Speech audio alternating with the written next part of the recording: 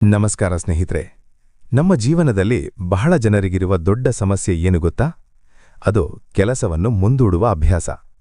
ನಾವು ಮಾಡಬೇಕಾದ ಕೆಲಸವನ್ನು ತಕ್ಷಣ ಮಾಡದೆ ನಾಳೆ ಮಾಡುತ್ತೇನೆ, ಸ್ವಲ್ಪ ಹೊತ್ತಿನ ನಂತರ ಮಾಡುತ್ತೇನೆ, ಇದೀಗ ಮನಸ್ಸಿಲ್ಲ ಎಂದು ಮುಂದೂಡುತ್ತಲೇ ಇರುತ್ತೇವೆ. ಈ ಅಭ್ಯಾಸ ನಮ್ಮ ಸಮಯವನ್ನು ಮಾತ್ರವಲ್ಲ, ನಮ್ಮ ಭವಿಷ್ಯವನ್ನು ಹಾಳು ಮಾಡುತ್ತದೆ.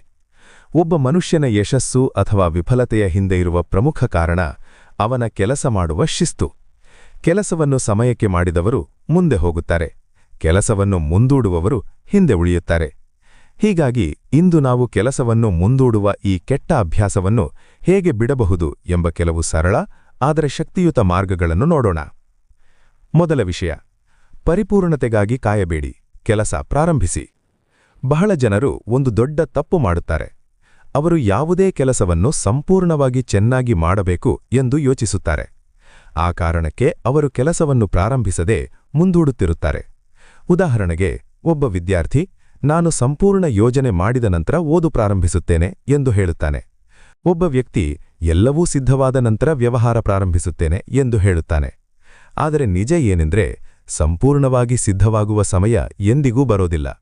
ಆದ್ದರಿಂದ ಒಂದು ಸರಳ ವಿಧಾನ ಅನುಸರಿಸಬೇಕು. ದೊಡ್ಡ ಕೆಲಸವನ್ನು ಸಣ್ಣ ಭಾಗಗಳಾಗಿ ಮಾಡಬೇಕು. ಉದಾಹರಣೆಗೆ, ನೀವು ಒಂದು ದೊಡ್ಡ ವರದಿ ಬರೆಯಬೇಕೆಂದಿದ್ದರೆ ಇಂದು 1 ಪ್ಯಾರಾಗ್ರಾಫ್ ಮಾತ್ರ ಬರೆಯುತ್ತೇನೆ ಎಂದು ಪ್ರಾರಂಭಿಸಿ. ಓದಲು ಪ್ರಾರಂಭಿಸಬೇಕೆಂದಿದ್ದರೆ 5 ನಿಮಿಷ ಮಾತ್ರ ಓದುತ್ತೇನೆ ಎಂದು ಆರಂಭಿಸಿ.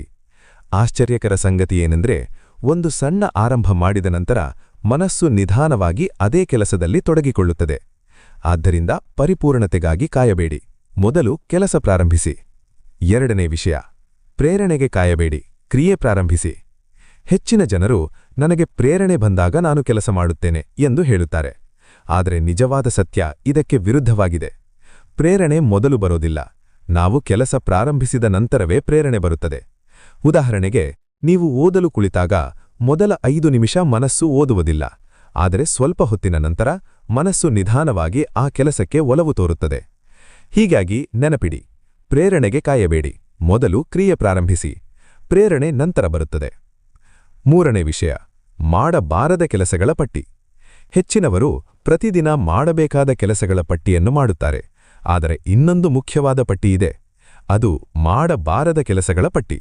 ಉದಾಹರಣೆಗೆ, ಇಂದು ಅನಗತ್ಯವಾಗಿ ಮೊಬೈಲ್ ಬಳಸುವುದಿಲ್ಲ, ಸಾಮಾಜಿಕ ಜಾಲತಾಣಗಳನ್ನು ಹೆಚ್ಚು ನೋಡೋದಿಲ್ಲ, ಅನಗತ್ಯ ಮಾತುಕತೆಗಳಿಗೆ ಸಮಯ ಕೊಡುವುದಿಲ್ಲ.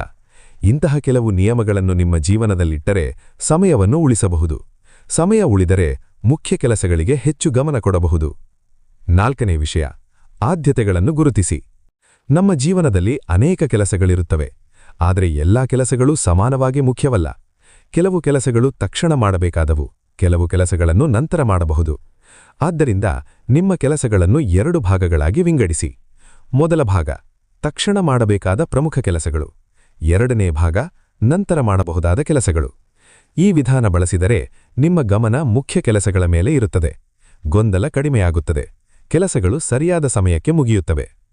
ಐದನೇ ವಿಷಯ, ಸಣ್ಣ ನಿರ್ಧಾರಗಳನ್ನು ಸರಳೀಕರಿಸಿ. ಒಬ್ಬ ಮನುಷ್ಯ ದಿನಕ್ಕೆ ಸಾವಿರಾರು ಸಣ್ಣ ನಿರ್ಧಾರಗಳನ್ನು ತೆಗೆದುಕೊಳ್ಳುತ್ತಾನೆ. ಉದಾಹರಣೆಗೆ, ಏನು ಧರಿಸಬೇಕು, ಯಾವಾಗ ಊಟ ಮಾಡಬೇಕು, ಯಾವಾಗ ಕೆಲಸ ಮಾಡಬೇಕು. ಈ ಸಣ್ಣ ನಿರ್ಧಾರಗಳು ಕೂಡ ನಮ್ಮ ಮೆದುಳಿನ ಶಕ್ತಿಯನ್ನು ಬಳಸುತ್ತವೆ. ಆದ್ದರಿಂದ ದಿನನಿತ್ಯದ ಕೆಲವು ಕೆಲಸಗಳನ್ನು ಮೊದಲೇ ನಿಗದಿಪಡಿಸಿಕೊಳ್ಳಿ.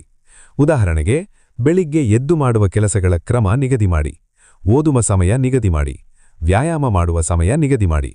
ಈ ರೀತಿ ಮಾಡಿದರೆ ಸಣ್ಣ ನಿರ್ಧಾರಗಳಿಗೆ ಸಮಯ ವ್ಯರ್ಥವಾಗುವುದಿಲ್ಲ, ಮೆದುಳಿನ ಶಕ್ತಿ ಮುಖ್ಯ ಕೆಲಸಗಳಿಗೆ ಉಳಿಯುತ್ತದೆ. ಆರನೇ ವಿಷಯ, ಶಕ್ತಿಯನ್ನು ಸರಿಯಾಗಿ ಬಳಸಿ. ನಮ್ಮ ದೇಹ ಮತ್ತು ಮೆದುಳು ಒಂದು ರೀತಿಯ ಚಕ್ರದಲ್ಲಿ ಕೆಲಸ ಮಾಡುತ್ತವೆ. ಸುಮಾರು 1 ಗಂಟೆ 30 ನಿಮಿಷದಿಂದ 2 ಗಂಟೆಯವರೆಗೆ ನಾವು ಹೆಚ್ಚು ಗಮನದಿಂದ ಕೆಲಸ ಮಾಡಬಹುದು. ಅದಾದ ನಂತರ ಸ್ವಲ್ಪ ವಿಶ್ರಾಂತಿ ಬೇಕಾಗುತ್ತದೆ. ಆದ್ದರಿಂದ ಸುಮಾರು 1 ಗಂಟೆ ಅರ್ಧ ಕೆಲಸ ಮಾಡಿದ ನಂತರ 10 ಅಥವಾ 15 ನಿಮಿಷ ವಿಶ್ರಾಂತಿ ತೆಗೆದುಕೊಳ್ಳಿ, ಮತ್ತೆ ಕೆಲಸ ಪ್ರಾರಂಭಿಸಿ. ಈ ವಿಧಾನ ಅನುಸರಿಸಿದರೆ ದೇಹ ಮತ್ತು ಮನಸ್ಸು ದಣಿಯುವುದಿಲ್ಲ, ಕೆಲಸ ಮಾಡುವ ಸಾಮರ್ಥ್ಯ ಹೆಚ್ಚಾಗುತ್ತದೆ. ಕೊನೆಗೆ ಒಂದು ಮುಖ್ಯವಾದ ವಿಷಯ, ಕೆಲಸವನ್ನು ಮುಂದೂಡುವ ಅಭ್ಯಾಸವನ್ನು ಗೆಲ್ಲಲು ಒಂದೇ ಒಂದು ಮಂತ್ರ ಇದೆ, ಅದು ತಕ್ಷಣ ಪ್ರಾರಂಭಿಸುವುದು.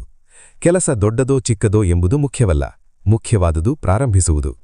ಒಂದು ಸಣ್ಣ ಹೆಜ್ಜೆ ಇಟ್ಟರೆ ಅದು ದೊಡ್ಡ ಪ್ರಯಾಣದ ಆರಂಭವಾಗುತ್ತದೆ. ಹೀಗಾಗಿ ಇಂದಿನಿಂದಲೇ ಒಂದು ನಿರ್ಧಾರ ತೆಗೆದುಕೊಳ್ಳಿ, ಕೆಲಸವನ್ನು ಮುಂದೂಡುವ ಅಭ್ಯಾಸವನ್ನು ಬಿಡಿ, ಸಣ್ಣ ಹೆಜ್ಜೆಯಿಂದಲೇ ಪ್ರಾರಂಭಿಸಿ. ನಿಮ್ಮ ಜೀವನದಲ್ಲಿ ಶಿಸ್ತು ಬಂದರೆ ಯಶಸ್ಸು ನಿಮ್ಮ ಹಿಂದೆ ಬರುತ್ತದೆ. ಧನ್ಯವಾದಗಳು.